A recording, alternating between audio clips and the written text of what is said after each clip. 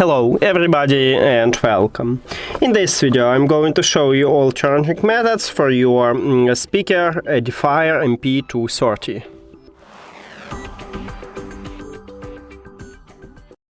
The first method is a classic one, is to use an adapter and USB-C cable. Connect adapter to the power.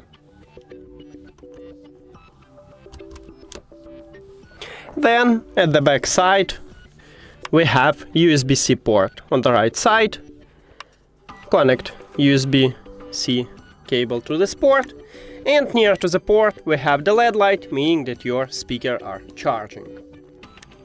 The second option is to use USB-A to USB-C cable, and you can charge your speaker from, let's say, your PC. It looks like this.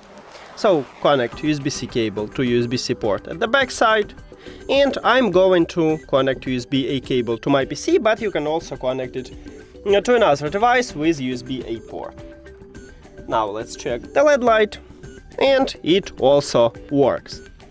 And that's it. I also tried to charge this speaker using my phone with a cable, with USB-C to USB-C cable, but if I connect it to my phone and then to the speaker, no LED light here, so it doesn't charge your speaker.